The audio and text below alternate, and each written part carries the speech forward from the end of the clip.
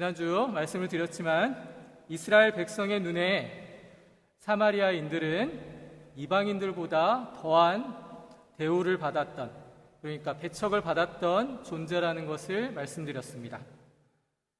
같은 민족이지만 이방인과 혼혈해서 민족을 배반한 자들로 낙인 찍혀 살아간다는 것은 사실은 인간의 삶으로서는 정말 힘들고 어려운 일이 아닐 수 없습니다. 그래서 사마리아인들은 이방인보다 더 큰 경멸과 차별의 대상이었습니다. 그런데 놀랍게도 예수님께서 이 차별받는 사마리아 땅을 찾아가십니다. 그곳에서 그리고 예수님께서 복음의 첫 열매를 맺으시는 것을 우리는 오늘 본문 말씀에서 확인해 볼 수 있습니다. 그렇다면 왜 하필이면 예수님께서 남들은 다 배척하고 가지 않는 그곳에서 복음의 사역을 시작하셨는가를 우리가 살펴볼 필요가 있는 것입니다. 여기에는 죽어가는 영혼을 향한 하나님의 강력한 은혜로운 메시지가 담겨져 있습니다. 예수님은 이 사마리아 지역, 이 수가라는 동네에서 아주 특이하게도 기적을 베풀지 않으십니다.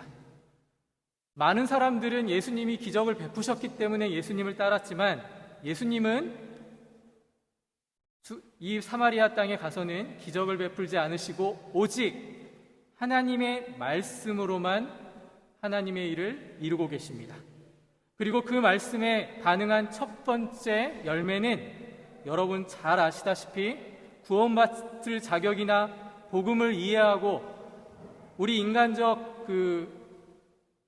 시각에서 보면 주님을 영접할 만한 자격이 없는 그러한 사람에게 첫 열매를 하나님께서 허락하고 계십니다.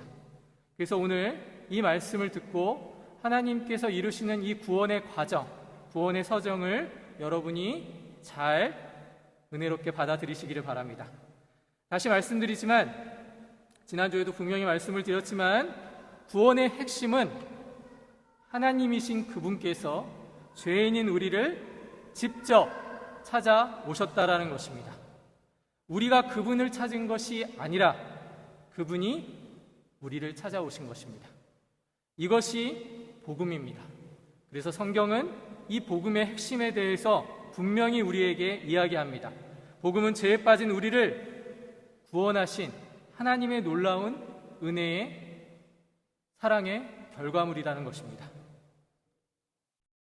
사랑하는 성도 여러분, 죄라는 것이 지금 생각해 보니까 그런 성격이 있는 것 같습니다. 처음에는 양심에 찔리고 또 반복되어지면 무뎌집니다. 예를 들어 주일 예배도 처음 한 번 빠지기가 어렵지 몇 번 빠지다 보면 그 빠지는 곳에 익숙해지게 됩니다. 한 번 빠지고 나면 그 다음부터는 이 죄책감이 조금씩 무뎌지는 것입니다. 죄라는 것이 그런 성격을 가지고 있습니다.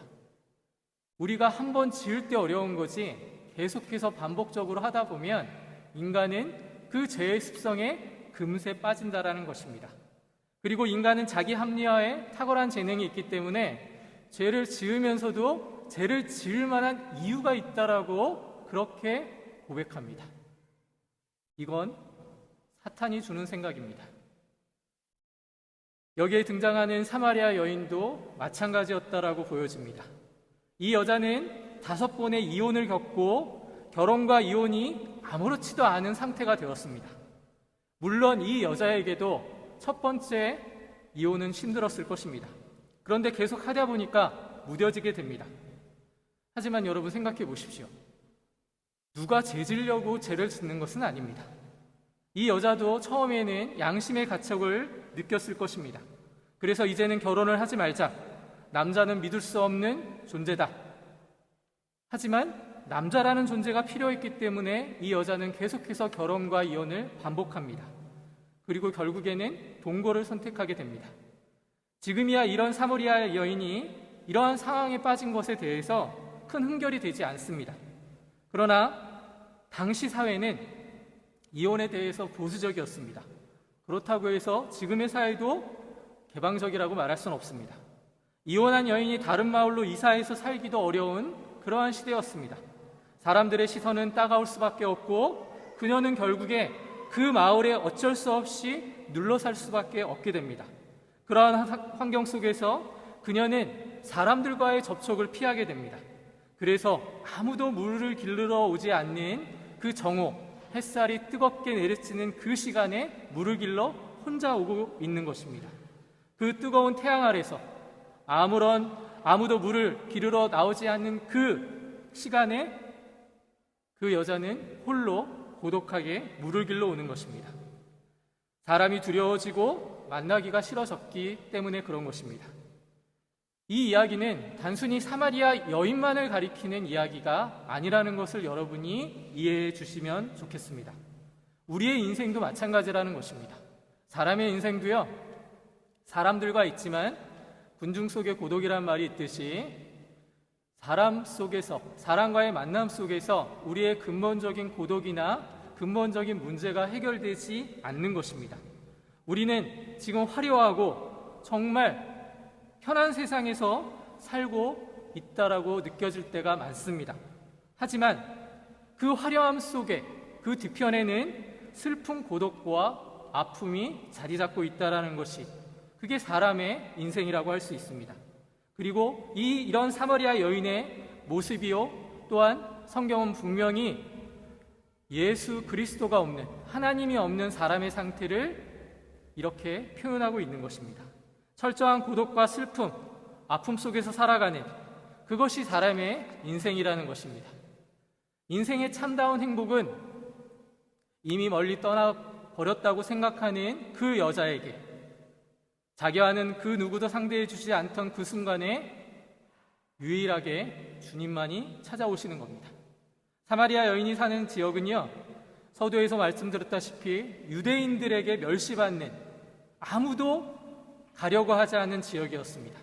유대인들은 사마리아인을 앗수르의 피가 섞인 불결한 존재, 불순한 존재로 여겼고, 그들이 사마리아 땅을 가로질러 가면 금세 갈 수 있음에도 불구하고 그곳에서 숨을 쉬고 공기를 같이 마시고 있는 것조차 더럽다라고 생각했습니다. 사람의 판단과 기준은 이렇게 무모하고 어리석은 것입니다. 사람은 죄인입니다. 그래서 누가 누구를 판단하고 평가할 수 없음에도 불구하고 단순히 역사적으로, 그리고 자기들이 느껴질 때 죄인이라고 생각하면 죄인이라고 판단하고 평가하는 게 사람의 실력인 것입니다. 이러한 인종적 차별 아래에서 사마리아 여인은 도덕적으로도 5번이나 결혼했지만 여전히 자신의 만족을 모른 채 살아가는 여인이었습니다. 어떻게 보면 그녀에게는 남자에게 자기의 정체성을 찾으려는 마음이 있었던 것으로 보여집니다. 그래서 그러한 반복적 실패, 결혼의 실패는 그녀에게 도덕적인 낙인을 찍을 수밖에 없던 상황이었고, 사회와 그 공동체로부터 외면을 당하게 하는 이유가 되었을 것입니다. 이러한 고독 속에서 사마리아 여인은 정오에 물을 기르러 오죠. 사람들의 시선을 피하고자 아무도 물을 기르러 오지 않은 그 시간에, 철저한 외로움 속에 있는 그 시간에 지금 예수님께서 찾아오십니다. 예수님께서 이 여인에게 찾아오셨듯이 여러분들도 예수님께서 그러한 고독과 아무도 나를 인정하지 않는 순간에 주님이 찾아오신 줄 믿으시기 바랍니다. 사람들이 외면한 그 순간에 주님은 그녀를 만나주십니다. 이것이 복음의 본질인 것입니다. 복음을 받을 자격이 없는데, 그런데 주님께서 그냥 만나러 오신 것입니다. 우리가 주님을 찾은 것이 아니라 주님이 바로 우리를 찾아오신 것입니다. 여러분, 성경에서 가장 불행한 사람이 누구라고 생각하십니까? 저는 주저하지 않고 솔로몬이라고 말을 하겠습니다. 왜냐하면 여러분은 그 솔로몬이 엄청난 축복과 지혜의 왕이라고 생각하지만 그는 아무도 믿지 못했고 진정한 사랑을 알지 못한 사람이었다라는 것이 성경의 진술입니다. 1000명의 아내와 첩을 뒀습니다. 세상적 기준에서는 부러울 수 있겠지만 그중 누구도 진심으로 솔로몬을 사랑한 사람은 없었습니다. 그래서 솔로몬은 아가서를 통해서 술람이 여인을 향한 노래를 기록하고 진정한 사랑을 갈망한 내용을 작성했던 것입니다. 하지만 진정으로 사랑하는 대상을 만나지 못했다라는 것이 성경의 진술입니다. 오히려 솔로몬 사후에는 이스라엘이 분열되고 죄를 향해 달려가는 모습을 우리는 성경을 통해서 확인해 볼 수 있었습니다. 그러한 것이 우리의 현실과 전혀 다르지 않음을 여러분은 아셔야만 합니다. 6번째 남자와 살아가는 이 여자도 마음속에는 공허함이 가득했습니다. 하지만 어쩔 수 없이 생명이 부재하기 때문에 살아갈 수밖에 없는 생이었을 것입니다. 하지만 그때 주님께서 찾아오시고, 재미있게도 주님께서 이 여인을 만난 우물가의 이름이 야곱의 우물가였습니다. 신학적으로나 성경적으로 커다란 의미가 없을 수도 있으나 이 우물가가 야곱의 우물가라는 것은 굉장히 재미있기도 한 대목이기도 합니다. 왜냐하면 우리가 생각할 때 야곱은 비겁함의 대명사, 치사한 사람의 대명사일 수 있습니다. 그런데 여러분, 사랑에서 있어서만큼은 굉장히 진솔한 사람이었다라는 것을 우리는 발견할 수 있습니다. 여러분이 결혼하기 위해서 어떠한 노력을 했는지 결혼하신 분들은 잘 생각해 보십시오. 한 여자를 위해서 14년 동안 목숨 바쳐 사랑할 수 있는 사람은 그리 많지 않습니다. 그런데 야곱은 그랬습니다. 14년 동안 자기가 사랑하는 라헬을 위해서 하루하루를 헌신하고 살았던 자가 야곱이었다라는 것입니다. 그 우물가가 야곱의 우물가라고 우리에게 소개되는 것은 그래서 아무런 이유 없이 소개되는 것이 아니라 분명한 의미가 있는 것입니다. 사랑하는 여러분, 우리는 우리의 노력대로 우리가 노력한 만큼 살아가고 있다라고 생각할지 모르지만 그 가운데에 예수님의 동행하심과 예수님의 인도하심이 없으면 우리는 아무런 존재가 아니라는 생각을 할 수밖에 없는 처지라는 것을 우리가 알아야만 합니다. 요즘 주변을 보면 죄송한 얘기지만 기쁨으로 사시는 분들도 많지만 영적 침체에 빠져서 헤어나지 못하는 분들도 많음을 제 눈에 그리고 하나님의 눈에 보인다라는 것을 여러분 기억하시기 바랍니다. 예수님을 오래 믿어왔고 지금 예배에는 참여하지만 하나님의 말씀이 귀에 들어오지 않고 그냥 참관자로 하나님께 영광을 돌리기보다는 저 목사가 무슨 이야기를 하나 그것에만 관심을 두는 분들이 의외로 많다라는 것입니다. 예배는 하나님의 말씀은 우리가 판단하고 평가하는 것이 아니라 그 속에 들어가야만 하는 것입니다. 예배는 하나님께 우리의 모든 것을 보이는 신앙의 고백의 장소이기도 합니다. 그런데 괴로운 것은 그렇게 생각하시는 분들이 자신의 모습을 볼 때 더 고민이 많다라는 것입니다. 자신의 모습을 볼 때 더 마음이 아프다라는 것입니다. 예전처럼 교회에 나가서 섬기는 것도 열심히 하고 싶고 하나님의 사랑과 은총을 체험하고 싶은데 말씀의 감동은 느껴보고 싶은데 또한 어떤 때에는 찬양에도 적극적으로 참여해서 손도 들고 우리 찬양팀이 하는 그 찬양에 빠지고 싶은데 마음대로 되지 않는 현실을 살아가고 있는 분들이 의외로 많다라는 것입니다. 이러한 일들이 벌어지는 이유에는 분명한 이유가 있습니다. 인간은 본질적으로요, 누군가를 예배하지 않으면 안 되는 존재라는 것입니다. 사람은요, 하나님께 예배하기 위해서 하나님께서 창조하신 존재라는 것을 여러분이 놓치시면 안 됩니다. 누군가를 경배하고 누군가를 사랑하지 않으면 존재할 수 없는 게 사람이라는 존재인 것입니다. 그래서 그 사랑의 대상을 찾지 못하면 마음이 공허해지고 자꾸만 다른 곳으로 그 공허함을 채우려고 하는 것이 사람이라는 것입니다. 우리는 다행스럽게 경배의 대상이 거룩하신 삼위 하나님이라는 것을 알지만 세상에서 신을 섬기고 우상을 섬기는 이유는 바로 여기에 있다라는 것입니다. 사람은 무언가로 자신을 채워나가려고 하는 존재라는 것입니다. 그게 채워지지 않으면요, 마약이라도 해야 되고 술이라는 것에도 의지해야 되고 성적인 것으로 뭔가를 채워야 하는 것이 사람인 것입니다. 그래서 요한복음 4장 25절 말씀을 보면 사마리아 여인이 자신의 문제에 대해서 모르는 여자가 아니었다라는 것을 알게 됩니다. 그 여자도 메시아를 기다리고 있다라고 분명히 말하고 있습니다. 그러니까 자신의 문제를 해결할 만한 방법을 어렴풋이나마 이 여자도 알고 있었다라는 것입니다.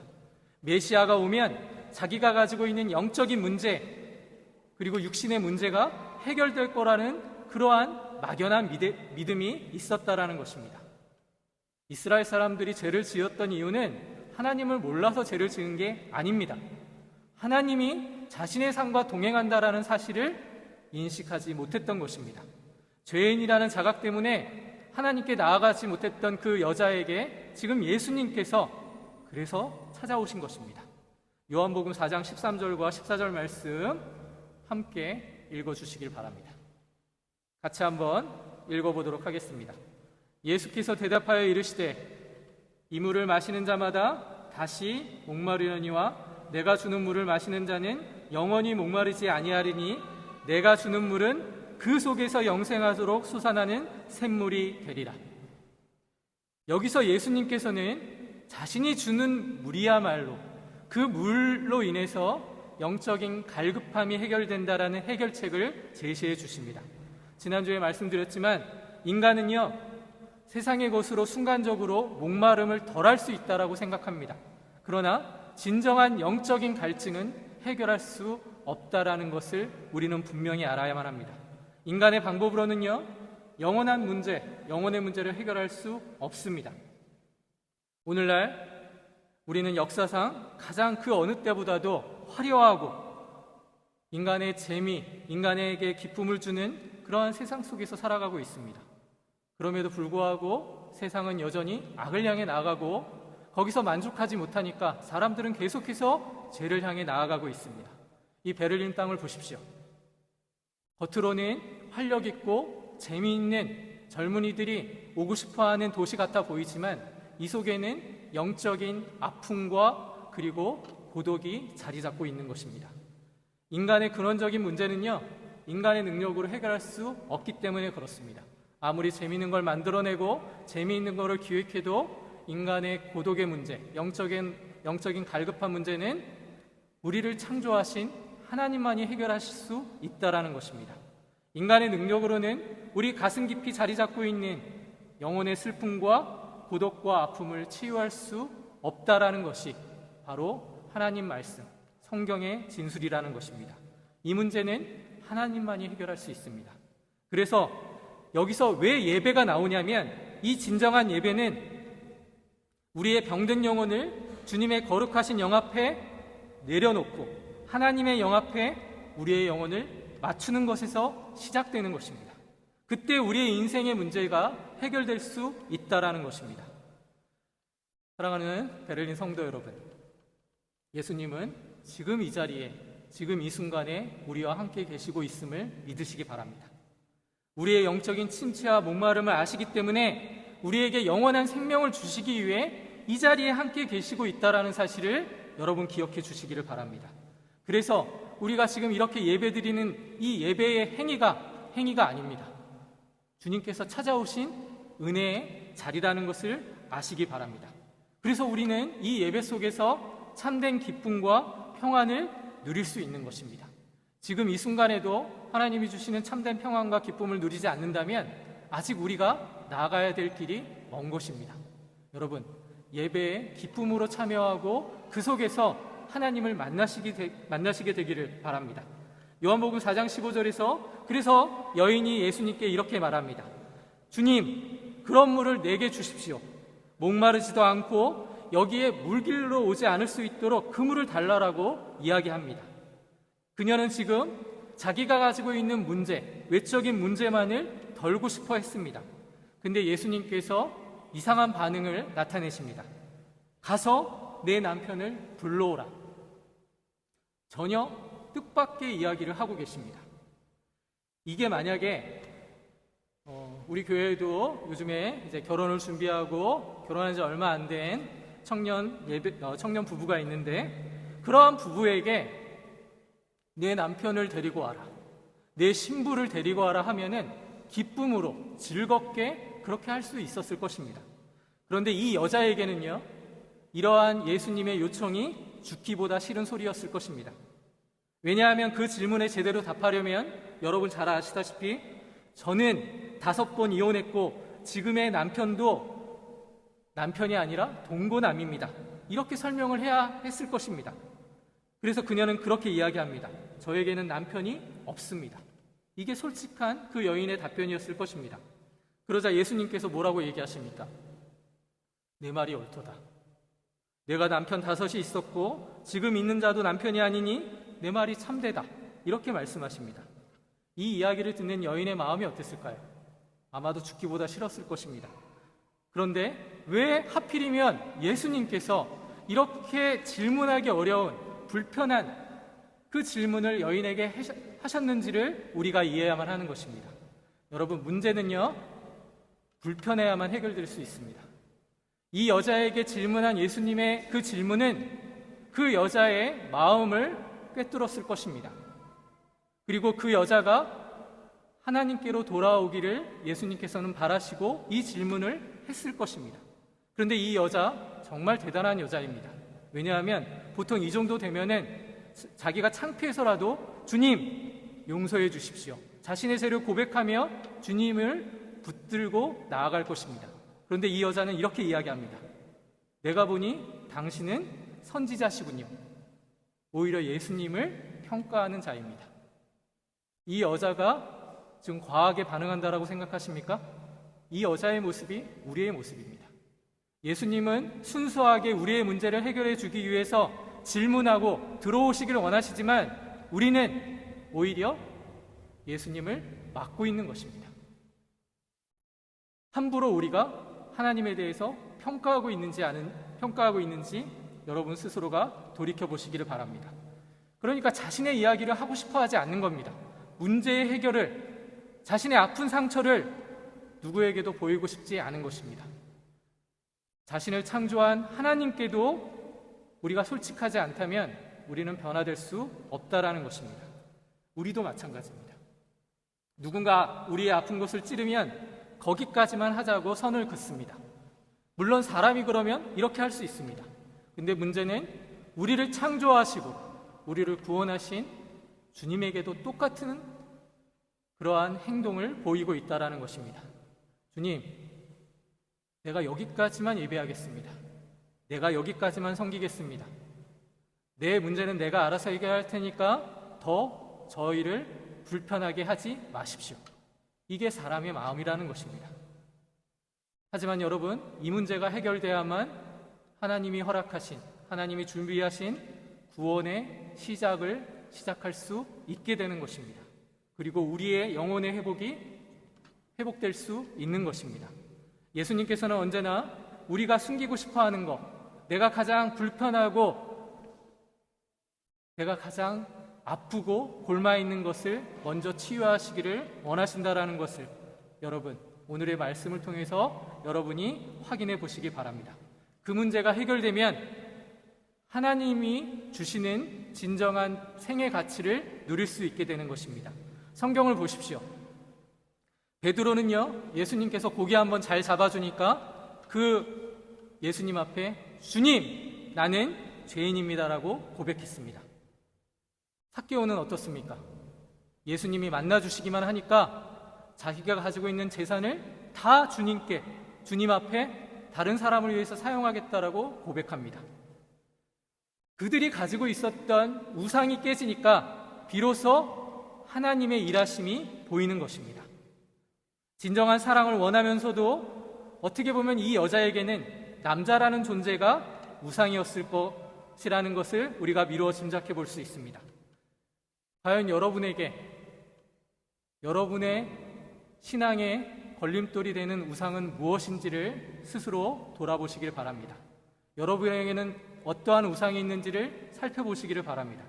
만약 하나님보다 더 중요하게 여기고 그것이 생의 가치를 지배하고 있다면 그것이 우상입니다. 이 우상의 문제는 하나님께서 주시는 마음, 하나님께서 주시는 은혜로만 해결될 수 있다라는 것입니다. 신앙생활은 쉽지 않습니다. 자기가 자기 스스로 만든 그 우상을 해결하기 위해 여러분의 능력을 의지하지 않게 되기를 부탁드립니다. 오직 주님께 고백하고 주님 앞에 무릎 꿇는 신앙의 겸손한 자세만이 이 모든 문제가 해결될 수 있는 것입니다. 그래서 주님께서는 우리에게 이렇게 말씀하십니다. 신령과 진정으로 예배하라. 신령과 진정이란 말은요, 우리의 망가진 우리 왜곡된 우리의 영혼을 하나님 앞에, 하나님의 은혜 앞에 온전히 내려놓고 그 빛에 비추어 살고자 다짐하는 것을 말합니다. 진정한 예배는요, 여러분 아시다시피 이 예배당에 와 있는 것으로 끝나지 않습니다. 내가 감추고 싶은 것, 내가 지은 모든 죄를 주님 앞에 온전히 꺼내 드리는 것에 시작되는 것을 여러분 기억해 주시기를 바랍니다. 그럴 때 비로소 우리의 고통의 문제가 해결될 수 있습니다. 하나님께서 주시는 진짜 생수를 맛볼 수 있습니다. 사랑하는 성도 여러분, 주님께서 이 자리에 여러분들을 치유하시기 위해 은혜로 찾아오셨음을 믿으시기 바랍니다.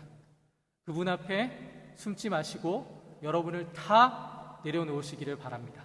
그러한 마음으로 살아가실 때에 진정한 하나님이 주시는 생의 가치가 우리에게 주어질 줄 믿습니다. 그 회복이 지금 이 순간부터 시작될 줄을 믿으시기 바랍니다. 기도하겠습니다.